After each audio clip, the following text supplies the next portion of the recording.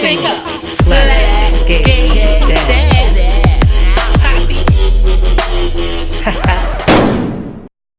Hello, my people. What's been up? I've been gone for a minute. Now I'm back with the jump off. Goons in the club, case something jump off. Okay. Yeah, I've just been busy living life, being a dad, summertime. And just enjoying and luxuriating and just living life. So in today's video, we are going to talk about, so we're pregnant, now what? Because in the last video, I talked about what it was like, the process leading up to the positive pregnancy test. I was overcome with so many different emotions. I was nervous. Even though I wanted this so bad, I was like, are you ready? Can you handle this? Can you handle this? Can you handle this? Can you handle this? I don't think they can handle this. You know, so I was scared and I didn't know if financially I would be able to afford to have 1 or 2 humans. And I didn't know if I would have the financial means to sustain my own personal income as well as covering the surrogate's costs for the 9 months until birth of the child or children. So after the pregnancy test, the next milestone for me was definitely the very first ultrasound, because I had so many questions. I wanted to know if it was 1 baby, if it was 2 babies. Like, I had to know what was gonna happen, you know, or what I was having so I could plan, because I'm a planner. I don't know how some of y'all can be team green and we'll find out when we get to the delivery room. I'm not one of those people. I need to know now what's going on now or as soon as I can find out. So the next milestone after the pregnancy test was, of course, waiting till the 6 or 7 week ultrasound. In my case, the surrogate did the ultrasound at 7 weeks.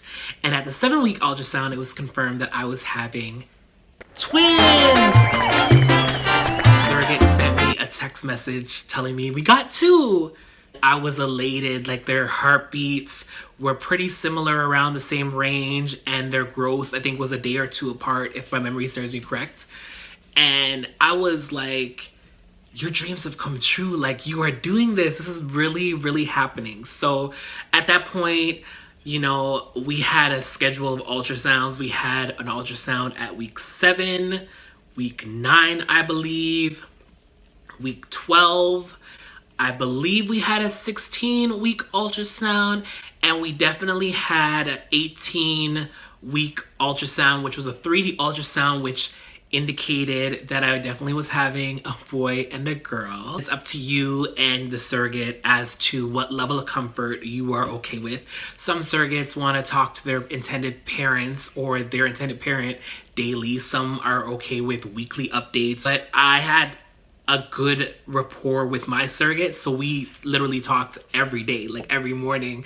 She was the first person I messaged when I woke up, the last person I messaged before I was going to bed, and we talked about everything, and she was really excited to share every part of the journey with me. And it was a little bit hard at times because I'm located in Ontario, Canada, and she's located all the way in Edmonton, Alberta. So that did have a little conflict for me in my heart at times when I wanted to be there for ultrasounds and I couldn't be. So it made me feel good that she was willing to include me in everything, like when the baby kicked and when the baby's kicked, and she just included me in every step of the way. Like every ultrasound she went to, she sent me pictures immediately after. The ultrasound clinic that she went to, they provide her with a CD of all of the pictures that they took, and she would mail that to me after every ultrasound. She would give me a full report of the heartbeats, the measurements of the babies. Like, she let me know about everything. So I never had to wonder about where things were, because as soon as she knew, she told me the information. And that's a part of the major qualities that you want to have in a surrogate. So with the pregnancy comes the regular monthly reimbursements for the surrogate. So in most circumstances, The surrogate will submit her monthly receipts to the surrogacy agency. The surrogacy agency will provide you with a breakdown of the costs, and then you're responsible for remitting funds to the agency, which remits funds to her. Keep the finances and all that separate. You want to deal with the surrogacy agency when it comes to the finances, any concerns that you have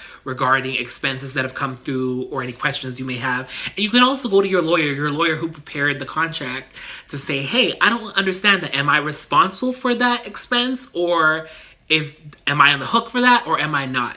And it's good to know where you stand, so that if there are certain expenses that come through that you don't necessarily agree with or was not in the contract, you can respectfully say, hey, you can do that, but that was not agreed upon in the contract. And both sides need to know what they're entitled to and what they're not entitled to. Keep in mind that the doctors that are caring for the surrogate after she's discharged from your clinic, which is usually around the 12-week range, are her own doctors. So you can't call up the doctor and be like, hey, what happened at that appointment? Because it's privacy. They are her caregivers, and she is their patient. So unless she's willing to tell you what happened at those appointments, or they're willing to share that information with you, you don't necessarily have access to it. So that's why it's important to have a great relationship with your surrogate, because she's the middle person who's going to tell you everything that's going on. And you want to make sure that the doctors that she has also are comfortable and okay with it being a surrogacy situation, because not every doctor is used to that scenario, and not every doctor is going to include you as the intended parent in the whole thing. So yeah, these are the types of things to look forward to during your surrogate's pregnancy, and of course planning baby showers. And I'll definitely do a video about my baby shower and what that was like, and just being excited about the life that's supposed to come. And yeah, so thank you guys for being patient with me for my delay. You know, living life, as I'm sure you guys were, and I hope you guys were enjoying your summer. And of course, if you are a brand new viewer, please watch the other videos, and please like and subscribe to my channel. I thank you so much. Take care. Thanks for watching. Please like, subscribe, and click that bell for the notifications on my latest videos.